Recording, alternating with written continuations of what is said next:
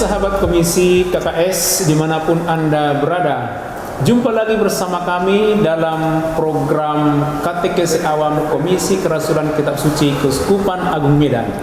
Saya Marulan Nenggolan dan saya Megaria Tampu Bolon akan bersama Anda dalam program kali ini.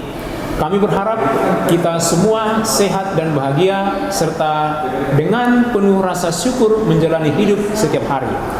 Kiranya semangat tahun yubileum senantiasa bergema di hati kita dalam menjalani peziarahan hidup yang ada, sehingga api harapan tetap menyala dan berkobar dari diri kita masing-masing, sebab pengharapan tidak pernah mengecewakan. Saudara-saudari yang terkasih, baru saja kita memperingati Hari Pendidikan Nasional.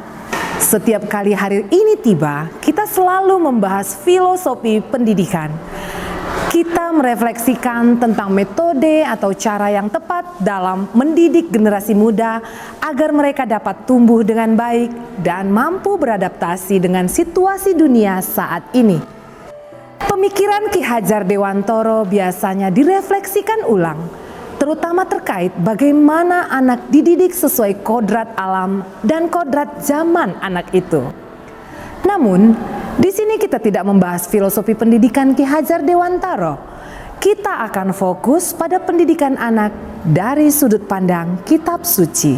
Di tengah zaman yang serba cepat dan kompetitif, tak sedikit orang tua yang memandang anak-anak sebagai proyek kehidupan, sebagai kelanjutan mimpi, kehormatan, dan ambisi pribadi. Ada yang sejak dini sudah menentukan jalur studi anaknya, mengatur masa depan, karir, bahkan memaksakan pasangan hidup. Sayangnya, niat baik seperti ini seringkali tak diiringi dengan kepekaan terhadap kehendak Allah atas hidup anak itu. Anak-anak pun akhirnya hidup bukan sebagai dirinya sendiri, melainkan sebagai bayang-bayang dari harapan orang tuanya.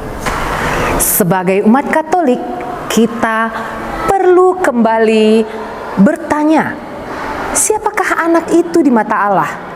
Bagaimana seharusnya orang tua memandang dan memperlakukan anak-anak mereka?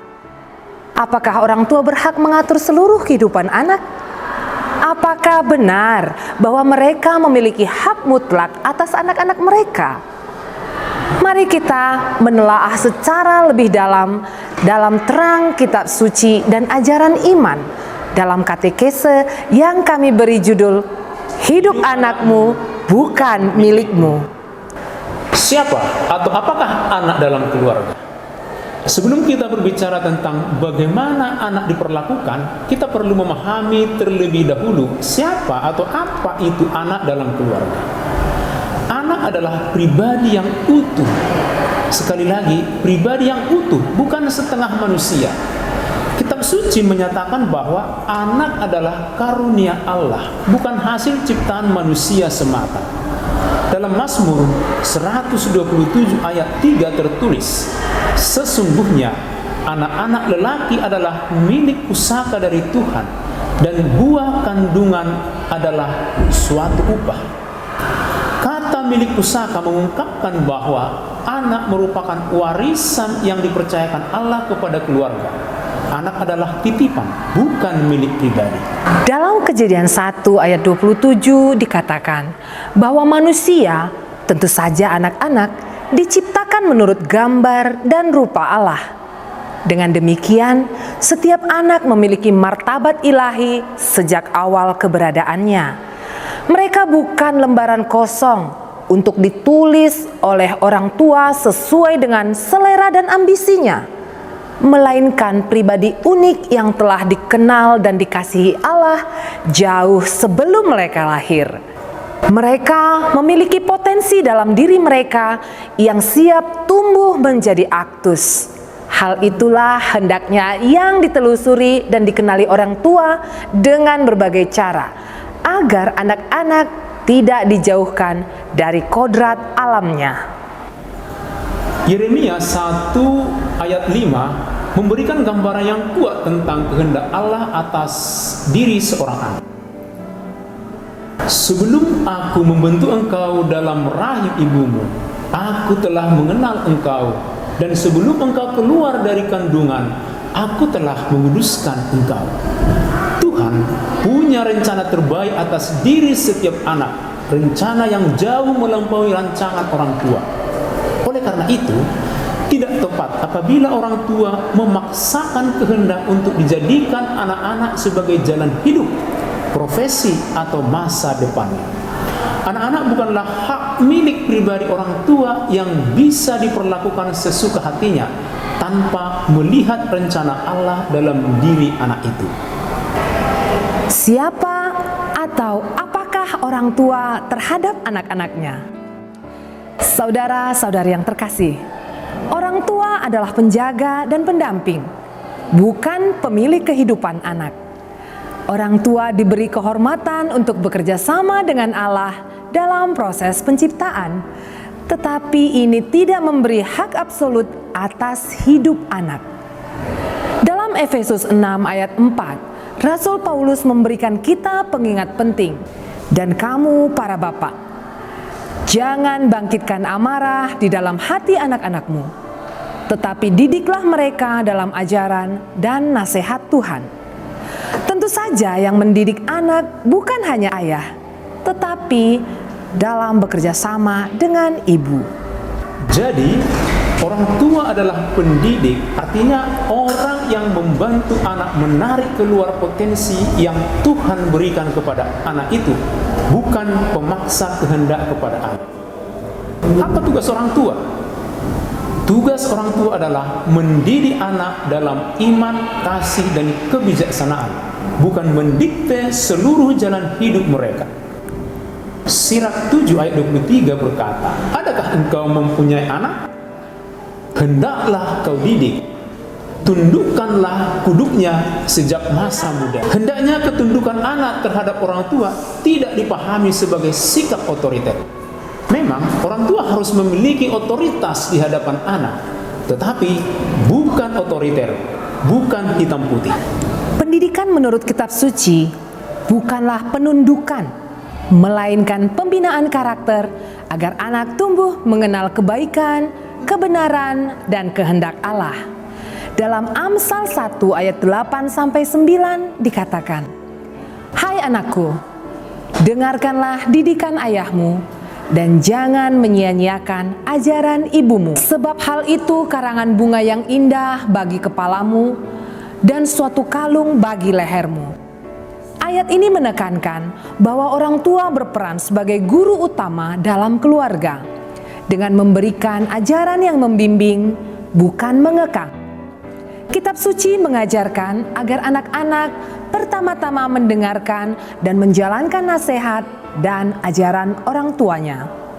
Orang tua menjadi perpanjangan tangan Allah untuk mendidik anak-anak, sebagaimana menjadi saluran rencana Allah dalam penciptaan. Lantas, apa yang orang tua harus lakukan terhadap anak-anaknya? Tugas utama orang tua adalah menyediakan lingkungan yang sehat secara rohani, emosional, dan moral untuk pertumbuhan anak. Dalam Ulangan bab 6 ayat 6-7, Tuhan memerintahkan kepada orang tua, apa yang kuperintahkan kepadamu pada hari ini haruslah engkau perhatikan. Haruslah engkau mengajarkannya berulang-ulang kepada anak-anak. Ini menunjukkan bahwa pendidikan iman tidak hanya penting, tetapi menjadi panggilan suci. Orang tua harus memiliki kesabaran dalam memberikan didikan, tak jemu-jemu, sekalipun menghadapi banyak tantangan seperti di zaman sekarang ini. Tugas orang tua itu berat, butuh kesetiaan. Penting juga bahwa orang tua mengenali keunikan setiap anak. Amsal 22 ayat 6 berkata, didiklah orang muda menurut jalan yang patut baginya, bukan jalan yang dipilih oleh orang tua, tetapi jalan yang patut baginya, yang sesuai dengan bakat, kepribadian, dan panggilan hidup anak. Dalam konteks ini, tugas orang tua adalah membantu anak untuk menemukan siapa dirinya dalam terang kehendak Allah, bukan memaksakan jalan hidup yang diinginkan oleh orang tua. Orang tua bagai bidan yang menolong seorang ibu melahirkan potensi dalam diri ibu dan bayi. Yesus sendiri dalam Lukas 2 ayat 49 menunjukkan bahwa bahkan dalam usia muda seseorang bisa mulai memahami panggilannya. Tidakkah kamu tahu bahwa aku harus berada di dalam rumah Bapakku? Maria dan Yosef sebagai orang tua, meskipun tidak mengerti sepenuhnya, menyimpan semuanya dalam hati dan tetap mendampingi Yesus dalam pertumbuhannya. Orang tua juga dipanggil untuk mendidik dengan kelembutan dan kasih. Kolose 3 ayat 21 memperingatkan, "Hai bapak-bapak, jangan sakiti hati anakmu, supaya jangan tawar hatinya." Pendidikan yang keras, otoriter, dan tanpa pengertian dapat membuat anak kehilangan semangat dan menjauh dari iman. Sahabat KKS yang terkasih, mari kita renungkan, apakah selama ini kita sudah menjadi sahabat bagi anak-anak kita, ataukah kita menjadi penguasa yang tanpa sadar menindas kehendaknya? Apakah kita sudah mempercayakan hidup mereka kepada Tuhan, atau malah mengambil alih kendali atas hidup mereka sepenuhnya? Ingatlah, hidup anak kita bukan milik kita. Ia adalah milik Tuhan. Dan karena itu, biarlah hidupnya berjalan sesuai kehendak Tuhan. Biarlah anak-anak kita menemukan jalan mereka dalam terang rahmat dan bimbingan Roh Kudus, dengan didikan kasih dan doa-doa yang kita panjatkan setiap hari. Sahabat KKS yang kami kasihi, demikianlah katekese awam untuk edisi minggu ini. Kita akan berjumpa kembali di edisi selanjutnya 2 minggu ke depan. Sampai di sini perjumpaan kita, dan semoga Tuhan memberkati kita semua. Bye. Sampai jumpa.